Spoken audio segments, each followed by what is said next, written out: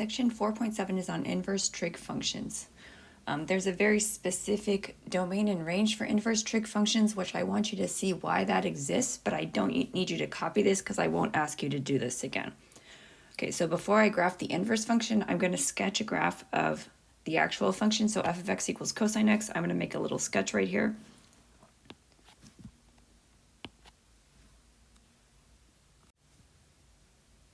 Okay, y equals cosine x looks something like this. It's periodic, it continues forever, left and right. And I'm going to do a sketch for sine x as well. Okay, that's my little sketch for g of x equals sine x. Now I'm going to go back to f of x equals cosine x. Now it's hard to imagine this, but if I imagine I am reflecting this function over the y equals x line, which is this line right here, somewhere around here, if I were to flip it across that line, it would make some kind of like squiggly shape going down, okay? If it makes that squiggly shape going down, it's not a function, it's gonna fail the vertical line test over and over and over again. Because of that, when you define the inverse cosine, you have to cut it off, otherwise it's gonna keep repeating in that weird wiggle motion, and it's gonna violate the function. Okay, so the way I'm going to do this is, let's see, I'm going to start at 0, 1, and I want to make sure I hit all the y values in the function exactly one time. I don't want to repeat them. Okay, so this starts at 1, it goes down to 0, it goes down to -1, and then if I were to keep going on the graph, and if you imagine this is like reflected, kind of imagine it turned 90 degrees. If I kept going, all of a sudden, it would violate the vertical line test right here. Okay, so I have to stop the function right here. So I'm going to graph the inverse cosine, which is also called the arc cosine, by looking at this graph. Since the x-axis only goes -1, 1, or the y-axis does, the inverse is going to go from -1 to 1 on the x-axis. And since the x-axis goes from 0 to, well, it's supposed to go from 0 to 2 pi, but I'm only going to go from 0 to pi. 0, maybe pi over 2, make this pi. I'm just switching the x and y axis. I'm going to regraph the inverse function. Okay, so this is 0, 1. Instead of 0, 1, I'm going to plot 1, 0. Okay, right here I have pi over 2, 0, which is going to be 0 pi over 2. And then down here it's pi -1, so I'm thinking -1 comma pi. This is where the graph of the inverse comes from. Okay, this is the graph of inverse cosine. Okay, now if I had not cut it off, it would have kept going and it would have wiggled backwards and it would have violated the vertical line test. That's why we cut it off. Okay, I'm going to do the same for sine. I want to cut it off so that it doesn't violate the vertical line test, which really means I need it to not violate the horizontal line test. Okay, so I'm going to start at 0. Okay, I'm starting at 0. I go up to 1. Y is 1. That's pretty good. Okay, I have to stop though, because if I go back down, look at it sideways, I'm all of a sudden going to fail the vertical line test. So I can't go any further to the right. So let me see if I can go further to the left. Okay, I can go back here. I can go back here. And then I'm going to stop here, because if I look at this, if I had flipped it across the y equals x line, it would violate the vertical line test. It would no longer be a function. So I have to cut sine x off at -pi over 2 to pi over 2 in order to create the inverse sine function. Okay, I'm going to sketch a little graph of this. Since my y-axis goes from -1 to 1, my x-axis goes from -1 to 1. Since my x-axis goes from -pi over 2 to pi over 2, this is -pi over 2, pi over 2. Okay, now I'm going to invert my points. So at -pi over 2, -1. So -1, -pi over 2. Let's see, at 0, 0. And at pi over 2, +1. So at 1, pi over 2. Okay, this is the graph of inverse sine. And it does get cut off because if it continued infinitely, it would keep wiggling back and forth and it would violate the vertical line test. Okay, so the domain for inverse cosine has to respect the domain of this graph because that's the only way to maintain it as a function. So in this case, the domain for inverse cosine is -1 to 1, including -1 and 1. The range for inverse cosine is from 0 to pi. Okay, now if I look at my inverse sine graph, which I drew carefully to respect the domain and range so I don't violate the vertical line test. The domain goes from -1 to 1, and the range goes from -π/2 to π/2. And we're going to use these domain and ranges in the definition of inverse cosine and sine on the next page when I actually have you start copying. But I want you to see this is where it comes from, even if you never ever see it again. Okay, I'm going to go ahead and sketch one period of tangent. Okay, now tangent only has a period of pi, so I can make this smaller. -π/2. How far up? I'm going to go 1, -1. Okay, the tangent of 0 is 0. The tangent of π/2 is undefined. Tangent of -π/2 is undefined. And at π/4, the tangent is 1, so it goes up on the right, down on the left. Okay, so this is my graph of tangent going from -π/2 to π/2. It includes one period, which is fine. Now, if I imagine I am reflecting this across the y equals x line, or really just kind of look at it sideways, if I only draw one period of it, it's actually okay for the vertical line test. It's going to graph okay, it's going to be fine. So let me sketch a graph of it over here. Since the x-axis was -π/2 to π/2, the y-axis is -π/2 to π/2. Since the y-axis is -1 to 1, the x-axis is -1 to 1. Okay, so since there was an asymptote at -π/2 and π/2, now there's a horizontal. Okay, let's see, 0, 0 stays the same. Let's see, π/4 was 1, so 1 is at π/4, which means it's going up on the right. It must be going down on the left. Okay, so this is the graph of inverse tangent. It passes the vertical line test, which is why I can extend it forever to the left and right, which means the domain is -∞ to infinity.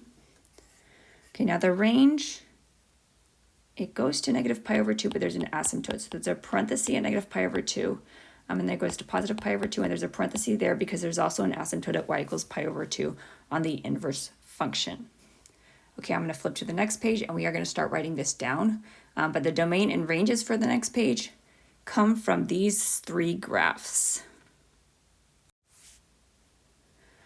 Okay, so do write this down. This is saying for the inverse function of sine, which is also called arcsine,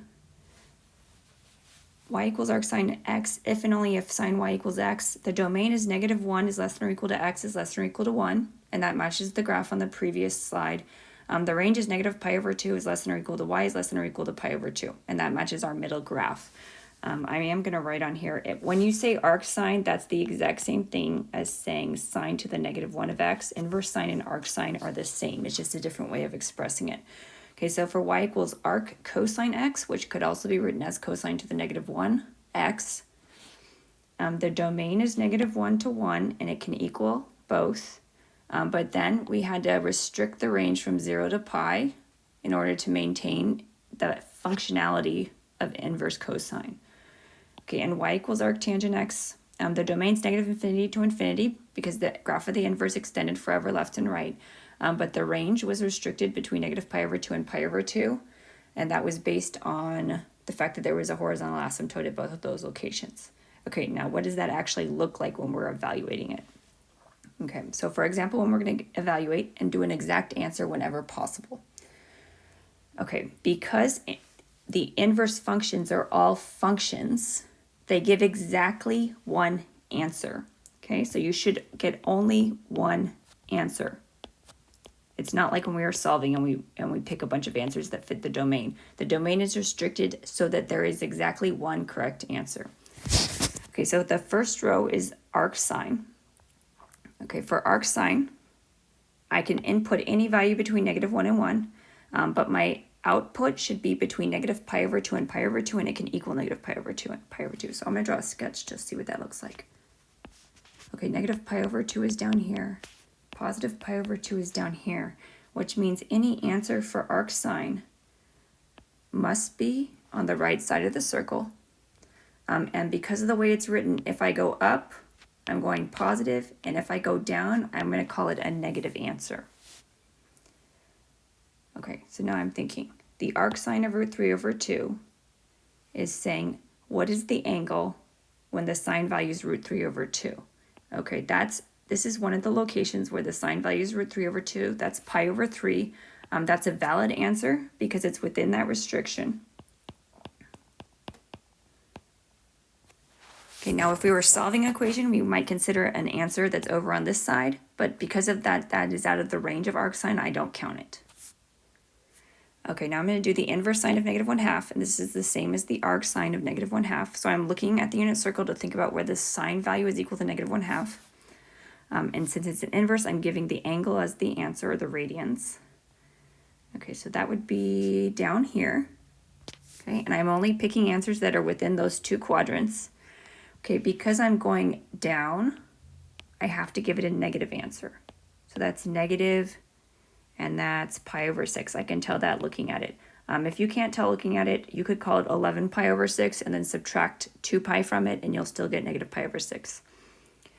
Okay, now one more arcsine. This says the arcsine of 2. Okay, I don't see that on the unit circle, which doesn't mean it doesn't exist. It might mean we need a calculator to get an approximation, but I'm going to go back. The domain of arcsine is between negative 1 and 1, which means the input here has to be between negative 1 and 1 because 2 is too big. The arcsine of 2 does not exist. If you wanted to check in your calculator, you could.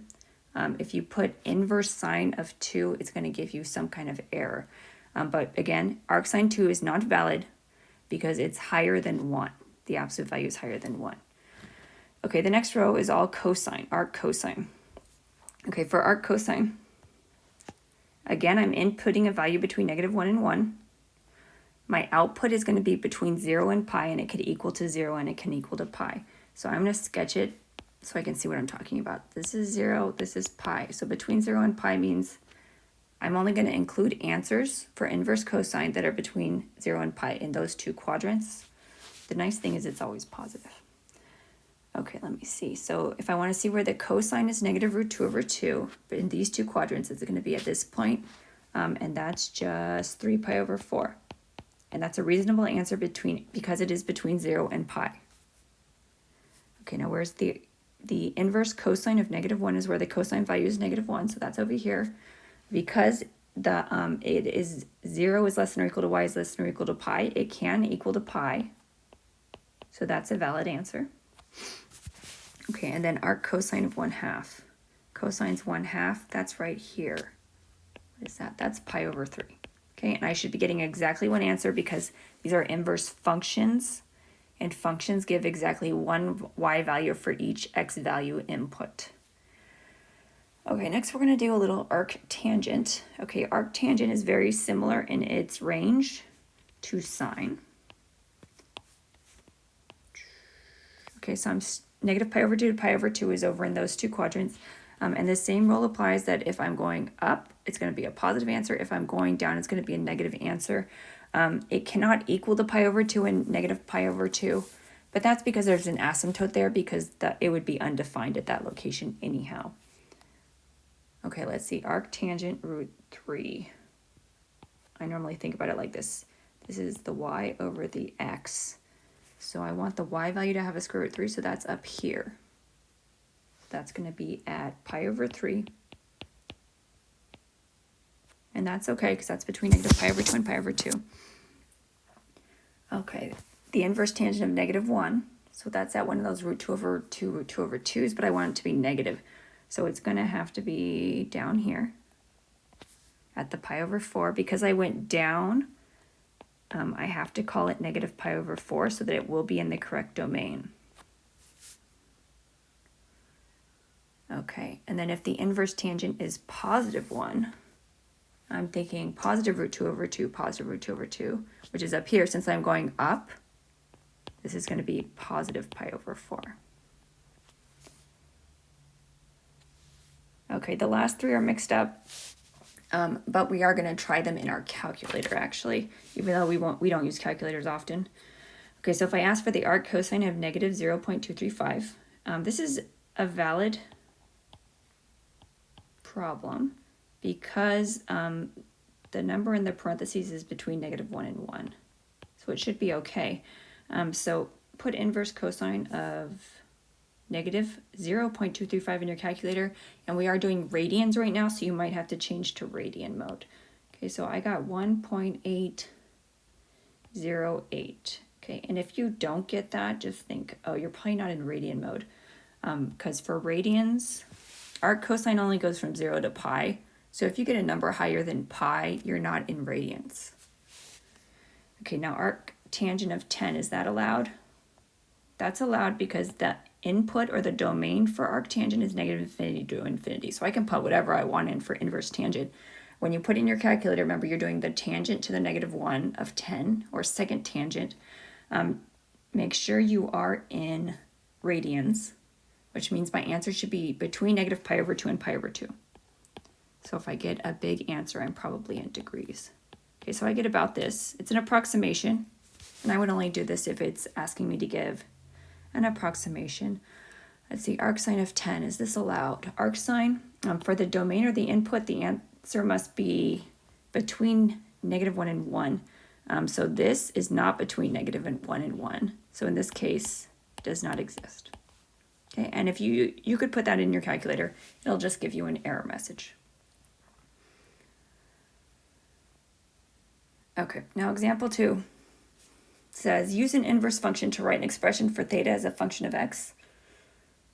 They're making this sound like it's a really fancy problem, but they just want you to use SOHCAHTOA. So they want you to write an expression for theta. So they want it to be theta equals, and then they want some kind of inverse function involved in it.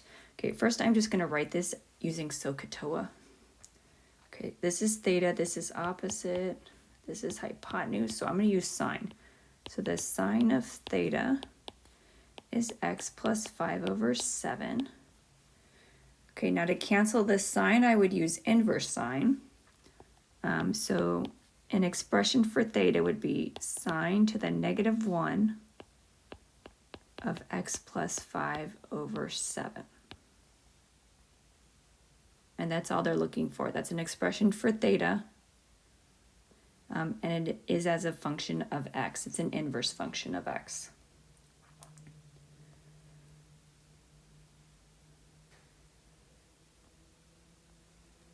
Okay, up next, it's the inverse properties. Okay, now because sine and arcsine are inverses of each other, they should be able to cancel each other out. So the sine of arcsine of x should equal to x, and the arcsine of the sine of y should equal to y. It seems like it should, because they're inverses of each other. This is IFF, means if and only if, but it's actually only true when you're respecting the domain and range of the inverse functions. Okay, so if the x is between -1 and 1 and it can equal them, and if the range is between negative pi over 2 and pi over 2, including the endpoints, then they will in fact cancel each other out. But if they are not in that domain or range, they will not cancel each other out. Okay, so the same is true of cosine and arc cosine. They should cancel each other out as long as you're within the correct domain and range of inverse cosine. And then for tangent, the same is true, except there's no restriction on the input of arctangent, but there is a restriction on the range. Okay, so for example 3, we're going to evaluate some compositions of functions and their inverses. Okay, and the point of knowing that they cancel each other out is to make your life easier. It's just that you have to be careful about it. Okay, so the first 4 are all going to be regarding arc cosine and cosine. So I'm going to sketch a little picture. Okay, remember the range of arc cosine is from 0 to pi. Okay, so if I'm checking the domain and range, I'm looking for that. Okay, so if I look at this, I have the cosine of pi over 4. I want the arc cosine of pi over 4. So do those cancel out? Okay, the only thing I have to ask myself is pi over 4 within the correct domain? Yeah, it is. Because it's in the correct location, they're just going to cancel out, and I'll get pi over 4. Okay, for the next one, same. I'm just going to check and see if it's in the correct domain and range, and if so, I can cancel them. If not, I'll adjust. Okay, let me look at this. Okay, arc cosine. Okay, this is between -1 and 1. Okay, so that means the cosine and the arc cosine should cancel each other out. So this just goes down to -1/2. Okay, for the next two, they will not cancel each other out, so you can see what that would look like and what you would do to adjust this. Okay, so if I do the arc cosine of the cosine of 3 pi over 2, let's see. This is supposed to be between 0 and pi. It's not between 0 and pi. If I think about where that is on the circle, 3 pi over 2 is actually down here. Okay, but arc cosine must produce a result that is between 0 and pi. So I'm going to look at this, and I want to find a location on the unit circle that is between 0 and pi, but has the same cosine value as this value. What is the cosine here is 0. So if I want to fix the domain, if I go right up here, this also has a cosine equal to 0, cosine value of 0. So this cancels to pi over 2. Okay, so it's not exactly that it cancels. It relocates into the correct range and then gives you an equivalent answer within the correct range. Okay, last arc cosine. Arc cosine of the cosine of 7 pi over 6. Okay, again, I'm just checking. Okay, 7 pi over 6, that's not between 0 and pi. If you're visual, look at the circle and then go 7, oh no, 7 pi over 6 is in the wrong place. Okay, so where is 7 pi over 6 is about down here. Okay, I want to find a location on the unit circle with the same cosine value, but that is in the correct range for our cosine. So x coordinate, let me take it up to here. This has the same x coordinate, so it has the same cosine value, but this one happens to be 5 pi over 6. Okay, now I'm respecting the range of our cosine. Okay, E and F and G have to do with arcsine. So I'm going to think about the domain and range of arcsine. It's negative pi over 2 to pi over 2, and the domain's negative 1 to 1. Okay, so let me see. If I do the arcsine of the sine of negative pi over 3, okay, is negative pi over 3 in the correct location? Yeah, that's between negative pi over 2 and pi over 2. So these will cancel, and it will go straight to negative pi over 3. Okay, now if I do the arcsine of the sine of 5 pi over 4, is 5 pi over 4 between negative pi over 2 and pi over 2? No, it's not. 1, 2, 3. It's over here. Okay, so I want to find another answer on the unit circle that is in the correct range of arcsine, but has the equivalent sine value. Sine is the y value. So this y value should match over to this y value. Okay, so this was 5 pi over 4, but it has the same y value as this thing. Since I'm going down, I have to call it negative. So this is negative pi over 4. This way I'm respecting the range of arcsine. Okay, now the next one's a crazy decimal, so I have to think about it. Now G is the sine of the arcsine of 0.8. So the input of arcsine, I'm sorry, should be between negative 1 and 1. That's between negative 1 and 1, so it should cancel. Okay, now let me look. H is arctangent. Arctangent actually has a similar range as sine, so I'm going to use the same picture. Okay, now tangent of the arctangent of 100, that's not on the unit circle. The input for arctangent has to be between negative infinity to infinity. So that's acceptable. They should cancel each other out. That's fine. Okay, and then the last one, the arctangent of the tangent of 5 pi over 3. Okay, now 5 pi over 3 is 2, 3, 4, 5. That's down here. Okay, so the location is in the correct quadrant, but the naming of it is not okay, because if I'm in this quadrant, I have to call it a negative name. So instead of calling it 5 pi over 3, I need to rename it negative pi over 3. Okay, or if you don't like that visually, you could do 5 pi over 3 and subtract 2 pi, so you can rename it with a negative coterminal angle. Okay, the last example is on composition of functions. Okay, this is like what happens when you're mixing up your functions. So this is the sine of the arc cosine of 2/3. So they don't match. So we actually have to do a little bit of work here. Okay, some people like to draw a picture for this. There's multiple ways to do this. Okay, so I'm going to sketch a little picture, I think. Although you might want to do it a different way once you see what we're doing. Okay, let's call this U. Okay, it says the sine of the arc cosine of 2/3. So I'm trying to find the sine of which angle produces a cosine of 2/3. Okay, so let me draw a little picture. This is going to be x over r, which would be 2 over 3. You don't have to draw a picture. I could also do x squared plus y squared equals r squared here. I want to find the sine of this angle. So that I could rewrite this as sine of u. I don't have to though.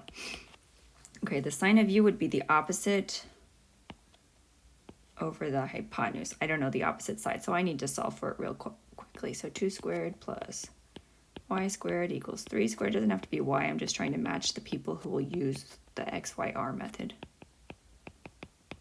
So y equals root 5. Which means the sine of u, or the sine of this angle, is root 5 over 3. Okay, and you might draw a picture. You might use XYR.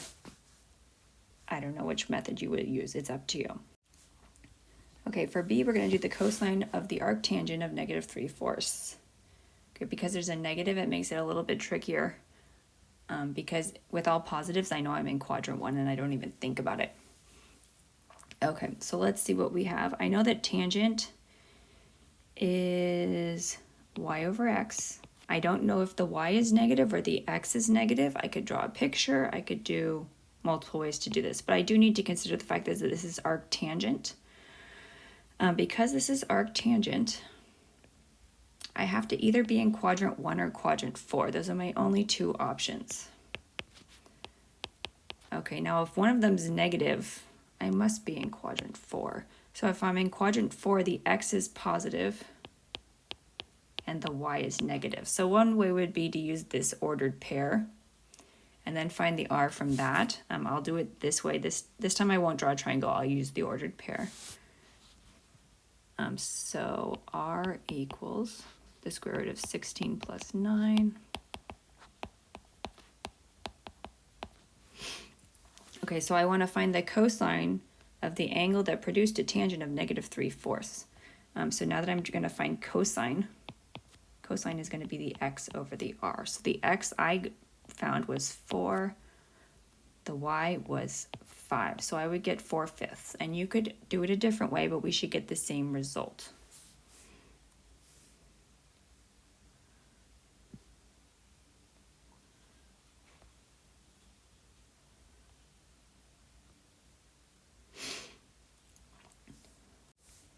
Last one, C.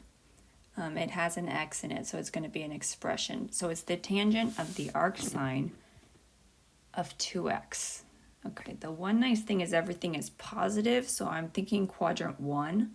So I don't really have to worry about the signs so much. So I can make a triangle, I could do an ordered pair, I could do this various ways.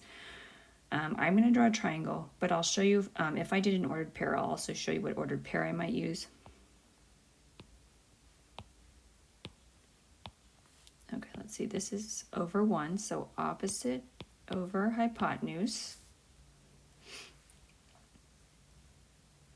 Okay, and if I was doing it with the XYR, I would make my y 2x and I would make my r 1. And that would be how I would get the answer. Since I'm making a little triangle, I'm going to use the Pythagorean theorem. What am I going to label? I'm going to label this a, just because I don't want to confuse it with the x. Okay, so Pythagorean theorem, a squared plus 2x squared equals 1 squared. Make sure you square the 2 and the x. 4x squared equals a squared equals 1 minus 4x squared. So a is going to equal to the square root of 1 minus 4x squared, and because I'm in quadrant 1, a is positive, whereas if I was in a different quadrant, that might not be true. Okay, so what am I actually trying to find? I'm trying to find tangent. Because I did a triangle, it's over a. Yours might be y over x, depending on how you solved it. So O over a. What's a? This ugly thing. Okay, because this is so ugly, I'm okay with you leaving it like this, unrationalized. But if you want to rationalize it, it would end up looking like this. they're both fine. Because nothing cancels, it doesn't look any better. It doesn't matter to me which way you do it.